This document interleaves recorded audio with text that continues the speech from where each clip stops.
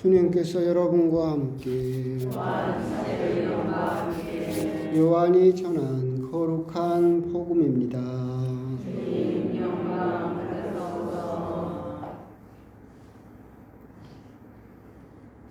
그 무렵 예수님께서는 갈릴레아로 가기로 작정하셨다. 그때 필립보를 만나시자 그에게 나를 따라라 하고 이르셨다. 필립보는 안드레아와 베드로의 고향인 벳사이다 출신이었다. 이 필립보가 나타나엘을 만나 말하였다. 우리는 모세가 율법에 기록하고 예언자들도 기록한 분을 만났소. 나자렛 출신으로 요셉의 아들 예수라는 분이시요.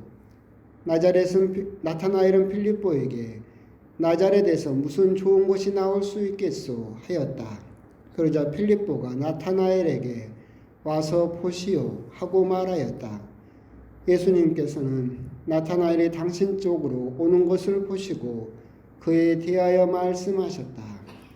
보라, 저 사람이야말로 참으로 이스라엘 사람이다. 저 사람은 거짓이 없다. 나타나엘이 예수님께 저를 어떻게 아십니까? 하고 물으니 예수님께서 그에게 필립보가 너를 부르기 전에 내가 무화과 나무 아래에 있는 것을 내가 보았다 하고 대답하셨다. 그러자 나타나엘이 예수님께 말하였다. 스승님은 하느님의 아드님이십니다. 이스라엘의 임금님이십니다. 예수님께서 나타나엘에게 이르셨다. 내가 무화과 나무 아래에 있는 것을 보았다고 해서 나를 믿느냐? 앞으로 그보다 더 큰 일을 보게 될 것이다. 이어서 그에게 또 말씀하셨다. 내가 진실로 너희에게 말한다. 너희는 하늘이 열리고 하느님의 천사들이 사람의 아들 위에서 오르내리는 것을 보게 될 것이다. 주님의 말씀입니다. 그리스도님 찬미합니다.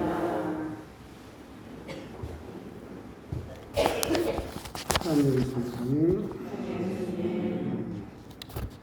새해가 밝았고 또 시간은 여지없이 흐르고 있습니다. 오늘 복음 이야기나 하십시다. 오늘 복음은 사실은 조금 이해하기가 어려울 수도 있습니다. 여러 가지가 왜 그랬을까라는 의문이 들 수 있는 그런 복음 내용이죠.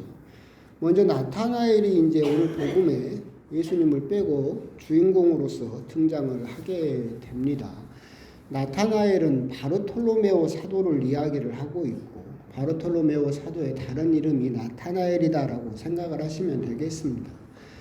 바르톨로메오 나타나엘이라고 불리기도 했던 이 사도는 지금은 아르메니아나 인도에 가서 선교를 하셨던 걸로 교회 전통상 그렇게 남아 있습니다.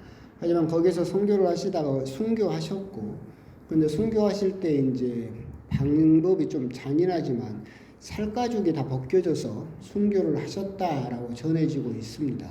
그런데 여러분들이 이제 자세히 보시면 가서 보신 분도 계시겠지만 로마 바티칸 그 안에 가면 시스티나 성당 거기 벽화가 제대화가 미켈란젤로의 최후의 심판 그림으로 되어 있는데 이제 물론 주인공은 아니지만 이쪽 그통에 어떤 사람이 손에다가 이렇게 흰 가죽 같은 걸 들고 있어요.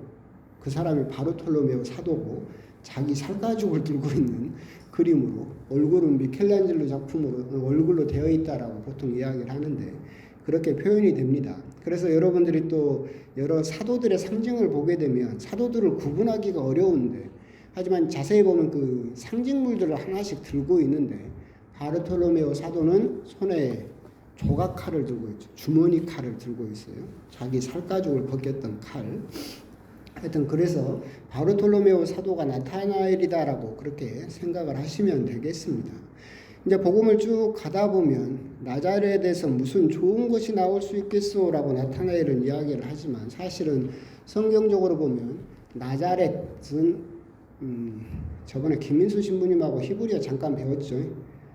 히브리어는 자음으로만 이루어져 있고 나자렛의 자음은 NZR이죠.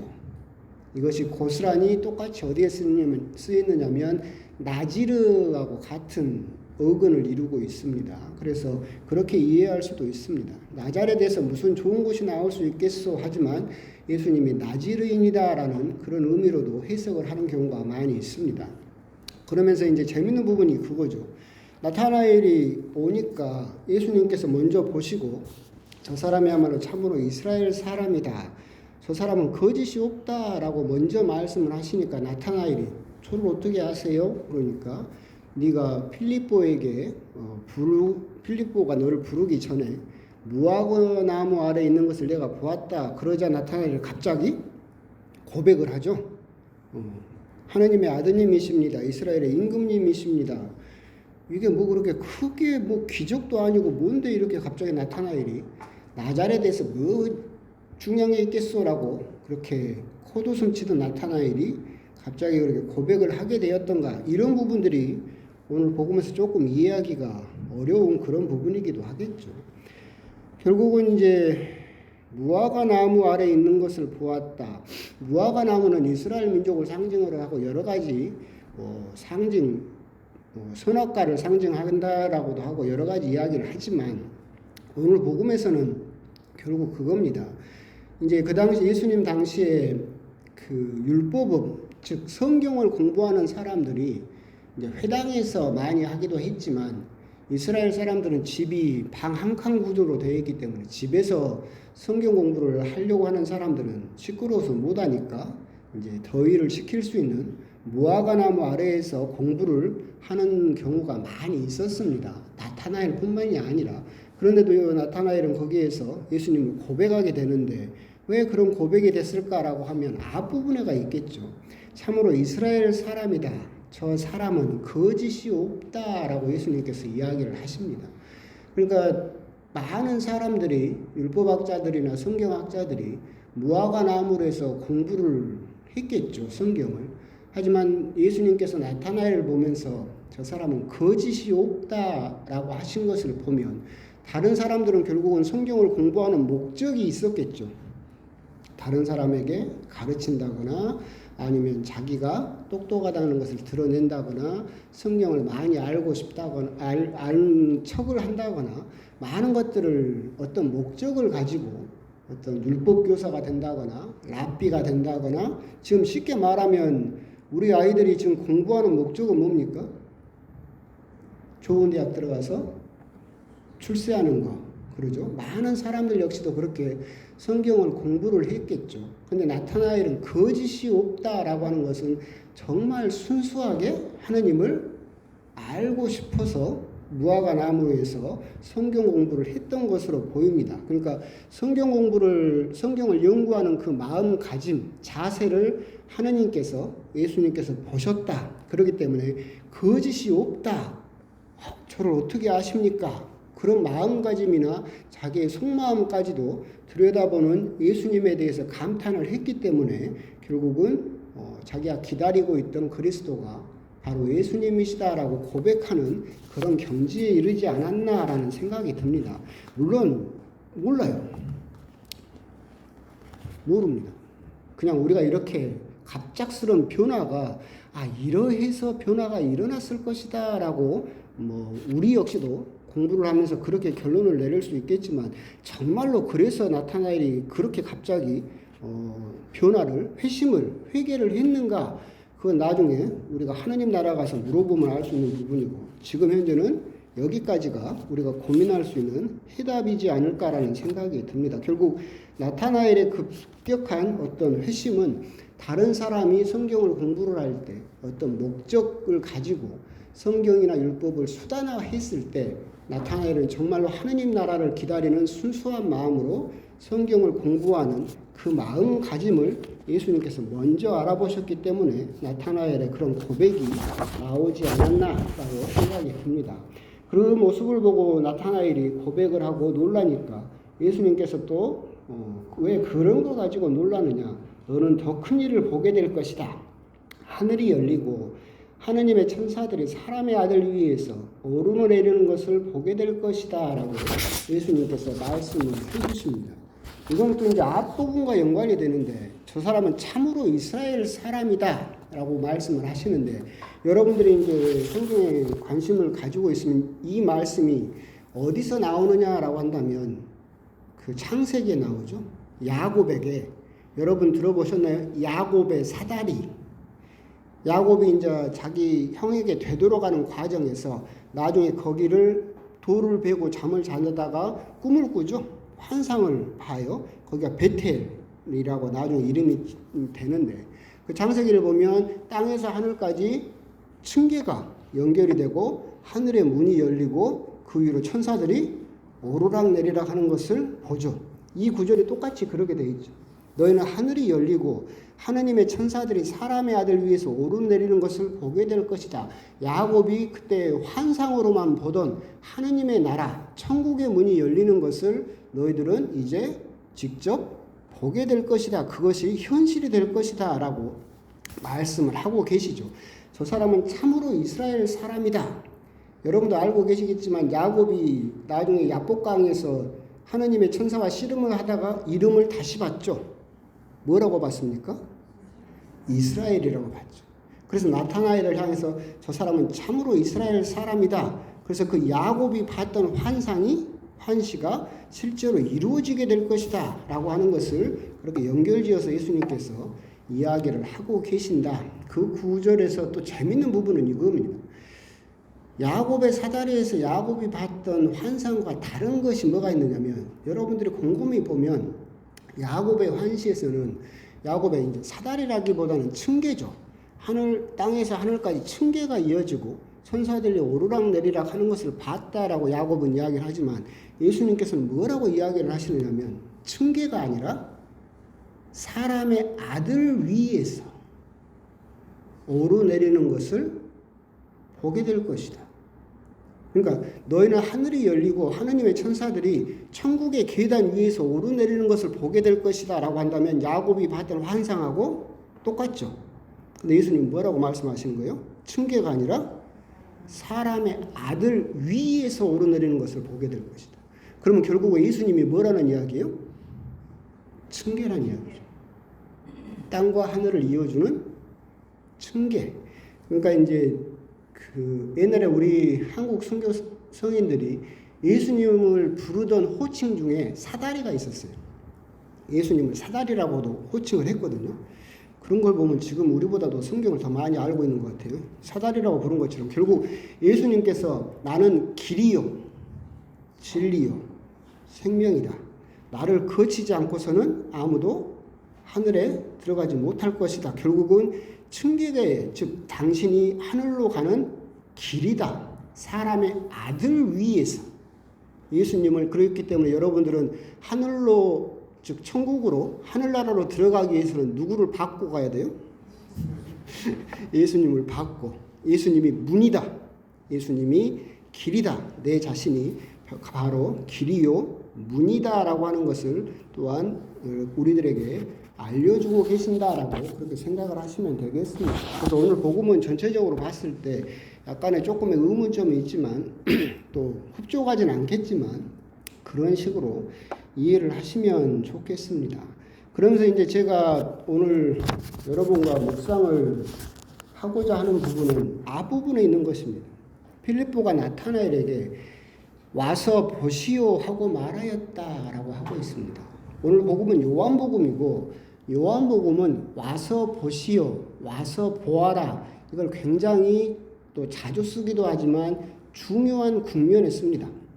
즉 세례자 요한이 예수님을 보면서 보아라 저기 하느님의 어린 양이 가신다라고 했을 때 세례자 요한의 제자 2명이 예수님을 따라가죠. 그러면서 랍비 어디 묵으십니까? 라고 묻자 예수님께서 뭐라고 대답하십니까? 와서 보아라. 그러죠. 똑같은 문구가 나오죠. 필립보가 나자렛에서 나타나엘이 무슨 좋은 곳이 나올 수 있겠소? 라고 비웃자 필립보가 뭐라고 이야기합니까? 와서 보시오.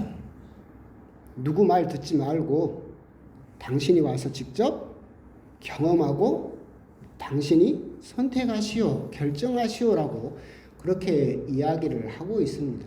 이 부분을 이제 여러분과 함께 묵상하고자 하는 것은 복음 내용과는 조금 거리가 있을 수도 있는데 요즘 돌아가는 세상 이야기를 생각을 하다 보니까 그런 생각이 들었어요. 여러분들이 이제 젊었을 때나 옛날에는 국민 드라마 있었죠. 국민 MC가 있었고, 국민 가수가 있었고, 국민 가요가 있었어요. 그죠? 옛날에는 허준이 시청률 몇 프로 정도 나왔어요? 80%가 나왔어요.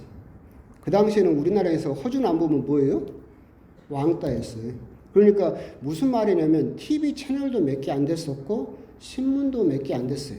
좋든 싫든 뭐 옳든 그르든 상관없이 그때는 대중이라고 하는 여론이 형성될 수 있었었죠. 그죠? 주류라는 여론이 형성될 수 있었어요. 근데 지금 시대는 이제 유튜브가 출연을 했습니다. 그래가지고 1000명이면 1000명의 여론이 생겨버렸죠. 근데 옛날에는 여러분들 생각을 해보시면 주류 여론이 있고 나는 그 주류 여론과 반대되는 생각을 하고 있다 하더라도 나는 저기가 다수고 나는 소수고 그렇게 구분할 수 있었어요. 근데 유튜브가 들어서면서 지금 현재 우리나라에서 80% 국민이 유튜브를 보고 유튜브에서 나온 정보를 40% 정도 되는 국민이 믿는데요. 뉴스보다도 유튜브에서 나온 것을 더 믿게 되죠. 근데 이제 여러분도 아시다시피 유튜브를 계속 보다 보면 추천 동영상이 나오죠. 뭘 하나 보면 계속 연관된 것들이 계속 떠요. 그걸 계속해서 보다 보면 뭐냐면 다른 사람도 나하고 같은 생각을 하는구나. 이렇게 생각을 하게 돼요.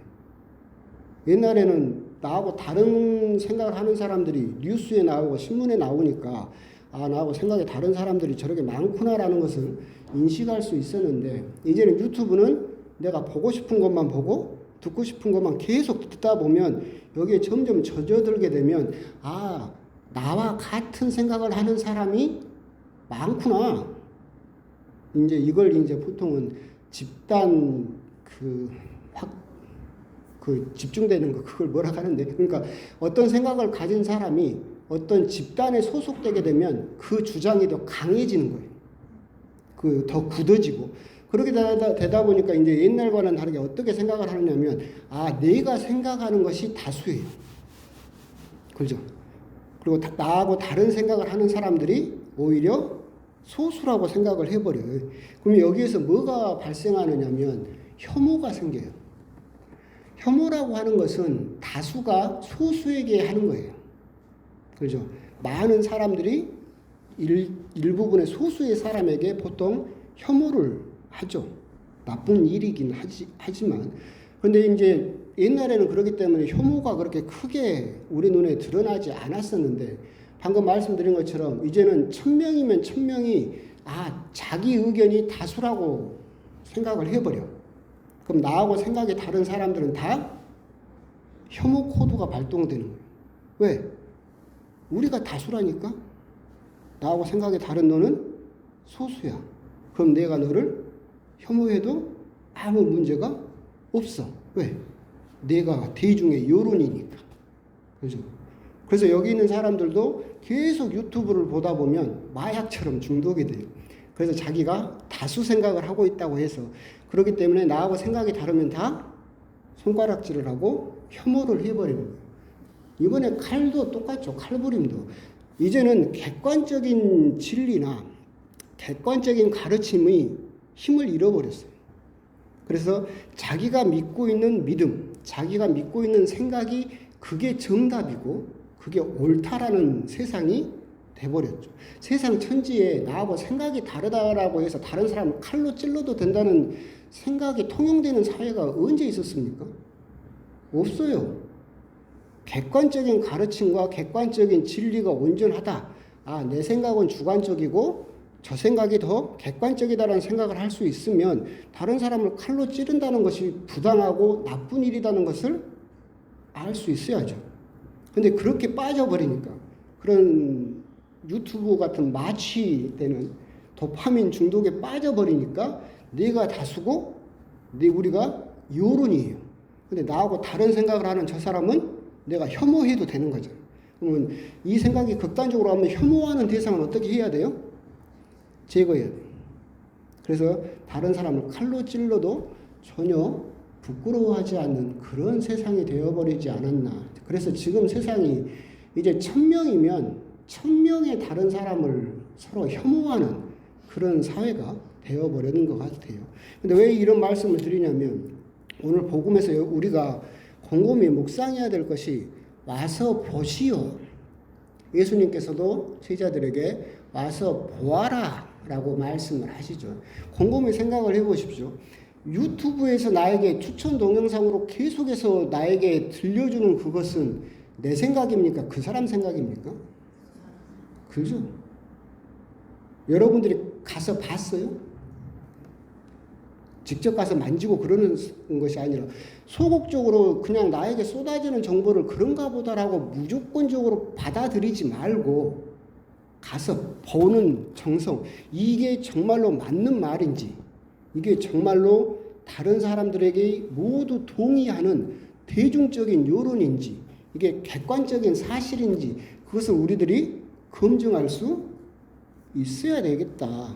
그렇지 않으면 우리들은 이 도파민 중독이라고 하는 유튜브라는 함정에 계속 빠져들어가서 결국 모든 다른 사람들에게 손가락질을 하는 혐오 시대를 살 수밖에 없지 않을까. 와서 보시오 라고 하는 이 문구를 오늘 여러분들이 마음에 안 든다 하더라도 한번 묵상을 해봤으면 좋겠다 싶은 것 역시도 점점 더 유튜브라고 하는 이 마취는 심해지고, 그리고 유튜브를 제일 많이 보는 세대가 어디 세대인지 아세요? 20대하고 60대 이상. 재밌죠? 30대, 40대보다 20대하고 60대 이상 유튜브를 더 봐요. 그만큼 우리들은 거기에도 노출되어 있고, 거기서 정치적인 이야기라든가 사실들 우리들은 그냥 무조건적으로 받아들여버리면 와서 보시오라고 하는 검증하거나 객관화하거나 예수님 말씀에 비추어서 저 말이 맞는가라는 자기 스스로의 생각을 하지 않고 무조건적으로 받아들여버리면 정말로 큰 일들이 계속해서 반복될 수밖에 없지 않을까. 그래서 누가 옳고 그러고 그런 것도 있겠지만 오늘 저도 정치 이야기는 잘 안 하지만 세상 돌아가는 것이 참 이상하다라는 생각을 하게 되면서 그러다 보니까 와서 보시오라는 이 문구가 오늘 그리고 지금 이 시국에 참으로 우리들이 한번 생각을 해봤으면 좋겠다. 그래서 여러분들도 제가 안 물어보지만 유튜브 많이 보죠? 유튜브 많이 보잖아. 특히 우리 형제님들은 정치 유튜브 보면서 신나게 욕하잖아요. 그런데 그런 것들이 과연 객관적인 진실인지, 그리고 그런 나에게 일방적으로 전해지는 정보들이 예수님 말씀에 비추어서 맞는 말인지 자기 스스로 판단하는, 와서 보시오, 와서 보아라 라고 하는 그런 객관적으로 검증하는 그런 자세들을 우리들은 한번 곰곰이 또 생각을 해 보셨으면 좋겠다 라는 말씀을 드리고 싶습니다. 아멘.